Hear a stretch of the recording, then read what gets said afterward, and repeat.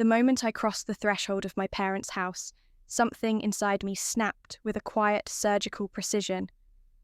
My mother's voice drifted from the dining room, calm, rehearsed, almost triumphant. My sister's kids eat first, and Linda's boys can wait for whatever's left. A soft laugh.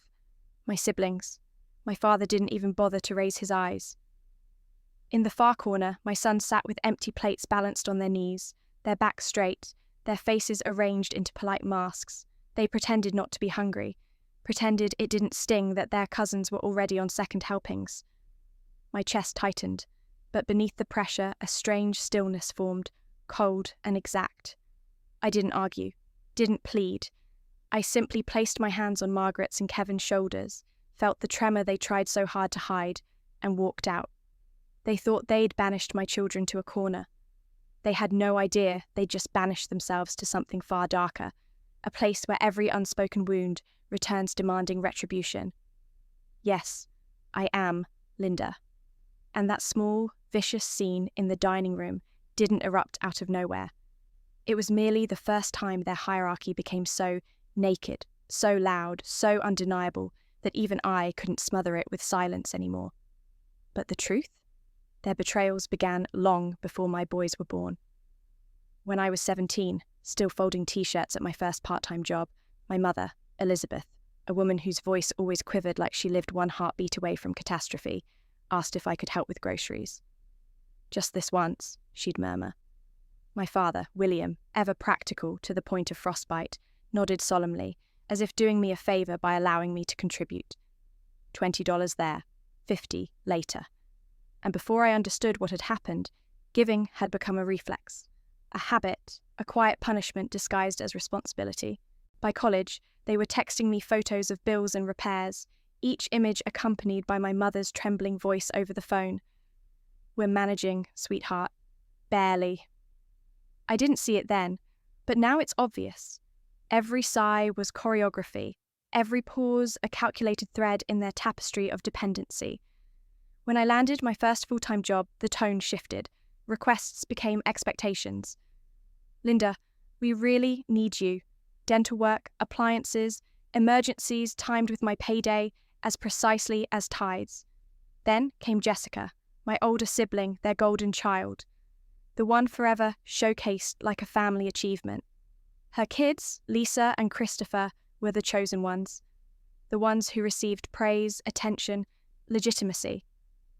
When her car collapsed, I paid for repairs. When her insurance fell short, I bridged the gap. Family helps family, I told myself, unaware the phrase was a blade turned inward. But marriage has a way of sharpening truths. Michael, steady, observant, noticed before I did. Do they ever help us? He asked once. I laughed, a brittle sound. They're just busy. But during holidays, I watched him step back during conversations, as if he already knew he was an outsider in a script written long before he'd entered the stage. Then came the children. When Margaret was born, my mother held him with a hesitance so subtle it would have slipped past anyone else. Not fragile with love, fragile with distance, as if she feared he didn't quite belong. When Kevin arrived 2 years later, my father's congratulations came with that same flicker in his eyes, quick, sharp, dismissive.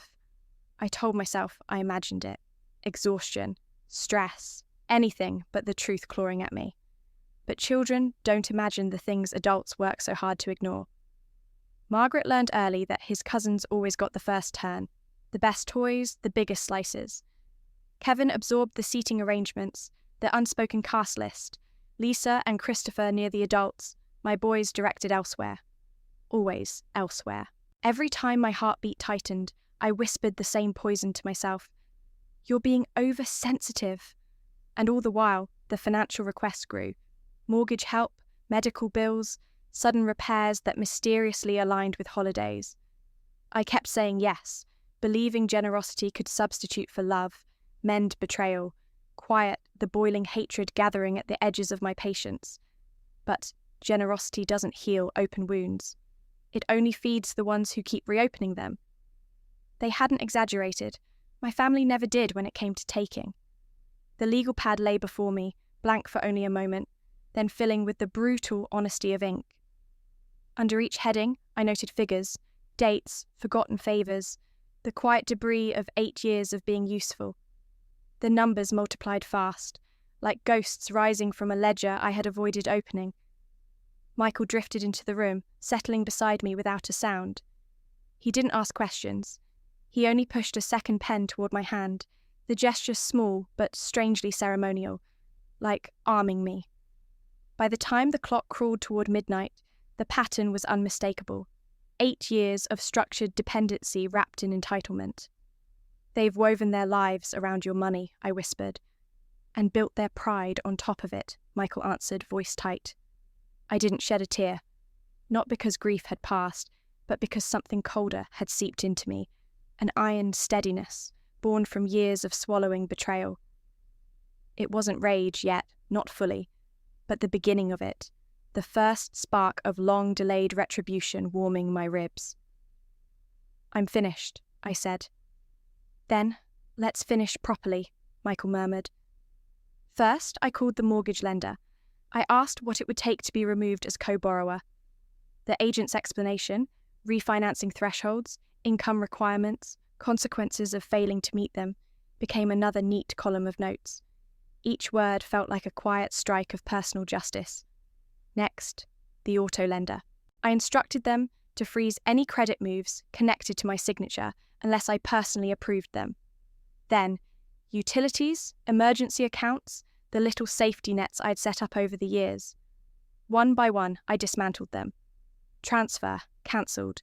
Transfer, cancelled. Transfer, erased forever. The savings buffer I created for my parents, a temporary cushion that turned permanent, was deleted without ceremony. I emailed my accountant, requesting a full audit of every dollar that had quietly bled out of my pockets into extended family hands. Finally, a consultation request to a family attorney. Not to launch war, but to draw walls. Real ones, legal ones, no declarations, no fury. Just the slow, final closing of doors they had assumed would always remain open. At 2 a.m., after the last account was severed, I shut my laptop. The house felt different, like it was holding its breath. Even the fridge hum faded into the background, too timid to intrude. Michael placed a mug of warm tea beside my elbow. Not comfort, a grounding weight. "Does it help?" he asked softly. No. I flexed my fingers, still stained with ink. But, for the first time in years, I'm not half asleep. There was no triumph, no glow of victory, only a fierce clarity. My silence, the night I walked away, without a single plea or explanation, had been the first real strike of power I'd made in years. And now, the detailed plan on the pad, orderly, methodical, emotionless, was the architecture of my retribution. Every bill they assumed I'd cover, every deposit they believed would arrive like clockwork, every convenience they built atop my back, they were all about to crumble. Not as vengeance alone, but as protection. For my sons. For my home. For the woman inside me who still remembered what survival tasted like. The plan wasn't dramatic. It was administrative punishment. Precise, patient, inevitable. Grim atonement dressed as spreadsheets. At dawn, pale light crawled across the kitchen tiles, stretching long and thin like a warning. They had taught my children that generosity was endless. Now they would learn what happens when the well runs dry. Exactly 48 hours later, the first crack appeared. I was packing Jalen's markers into his school bag when my phone lit up with my father's name. Harold rarely called unless something needed money. "Linda," he said, skipping courtesy. "There's a problem with the mortgage. The last transfer didn't process." I didn't bother stepping away from the counter. "There's no problem," I said. "I cancelled the transfer." A beat of silence, sharp, accusatory. "You cancelled it without telling us?" "I warned you," I replied. "You just decided I wouldn't follow through." He sucked in a breath, scrambling for authority. "This is your parents' home. We depend on—" "I know exactly what you depend on," I cut in. That's why it ended. Before he could react, another call flashed on the screen, another tremor of a world rebuilt without my support.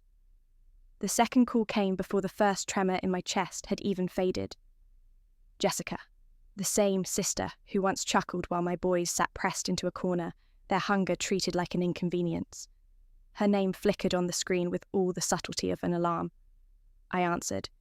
"Linda, what did you do?" she hissed. No greeting, no pause.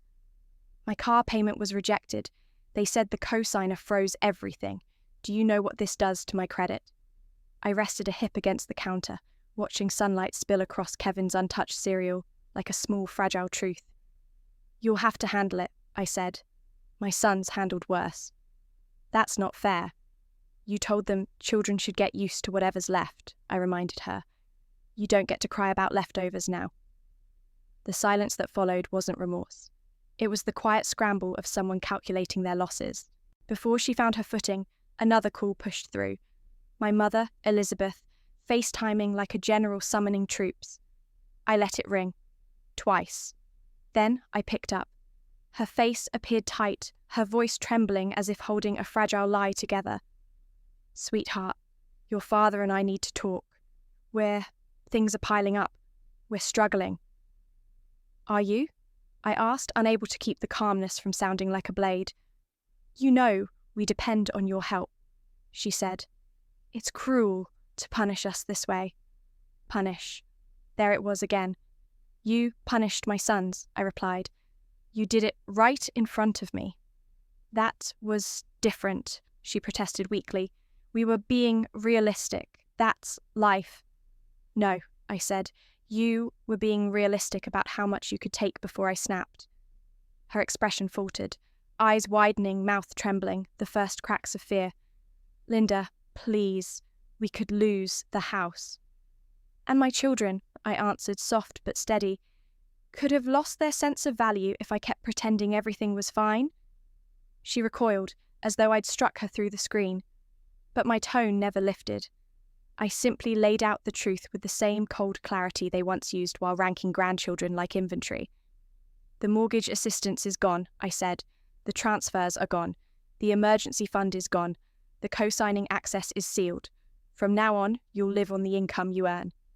"You can't do this," she whispered, voice cracking. "I'm not doing anything to you," I said. "I'm stopping what you were doing to my boys." A heavy silence followed, naked, unshielded, terrified. Behind her, I heard footsteps, raised voices, frantic shuffling, the sound of a hierarchy collapsing. It wasn't anger, it wasn't outrage, it was desperation, the same cold emptiness my sons tasted when they were told to eat what's left. Only now the emptiness wasn't theirs. It was my parents', sitting in their bank account, in their plans, in their comfort. They had built an entire structure on the assumption that I would never remove myself. My silence had been the foundation. Now that silence was gone, in the weeks that followed, the unravelling settled over us like a slow winter. No dramatic confrontations, no family ambush, no late-night pleas. Truth doesn't arrive loudly. It corrodes. My parents, Elizabeth and Harold, abandoned the house they once flaunted and moved into a plain apartment across town, close to the bus line, far from their pride. Jessica picked up extra shifts at a job she once joked was temporary. Temporary had become her new permanent. Meanwhile, inside my own home, something tender and startling bloomed. Jalen, my quiet, thoughtful 8-year-old, began sitting at the head of the dinner table, the seat he'd always avoided because that's for guests. Kevin, all restless energy and bright questions, spoke more freely, laughed louder, took seconds without scanning adult faces for permission. One evening, while washing dishes, I watched them through the doorway. They were calm, unafraid, entire.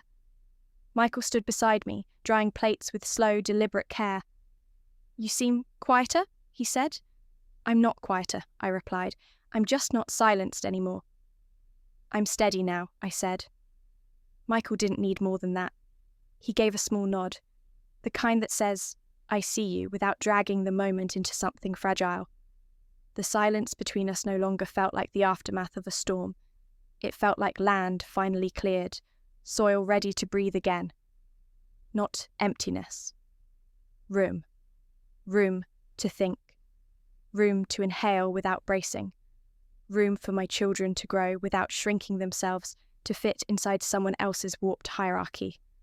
There was no grand swell of triumph in my chest, no fiery surge of revenge. The feeling was quieter, deeper, an alignment. Like my spine had finally straightened after years of bending. My boys and I no longer stood on borrowed ground. They lost convenience. I gained a boundary, and clarity, sharp, unwavering clarity, settled into my bones like the first real warmth after a long winter. In the end, it wasn't the money I withdrew that rewired our entire world. It was the space I claimed back from decades of entitlement and small, accumulating betrayals. The day my parents taught my sons they were worthy only of crumbs was the day I realized the system I'd been feeding had been starving them all along. So I stopped feeding it. Some boundaries cut through families like lightning, splitting roots, leaving scorch marks on the ground. Mine didn't destroy anything. They simply revealed what had always been there. My boys don't hover at the edges of rooms anymore. They don't wait for permission to reach for seconds. They don't sit in corners swallowing hurt to avoid conflict. They sit at the table, present, seen, whole. Their laughter echoes in hallways, where silence once curled like smoke. And in that sound, I hear everything I needed to reclaim. I will never apologize for choosing their worth over another adult's comfort. Not again. Not even for the people who raised me. Especially not for them. Let truth fall where it must. Let retribution take the shape of distance, of boundaries, of a life rebuilt without begging for understanding. Let the punishment be nothing more than my absence from a system that demanded sacrifice but never offered safety. If any part of this resonates with you, if you know the sting of crumbs, the weight of being everyone's solution, or the quiet fury of seeing your children inherit wounds that never belonged to them, stay here with us. Like, subscribe, and share the moment you finally drew your line in the sand. Your voice might be the spark someone else has been waiting for, the sound that tells them they too can choose themselves.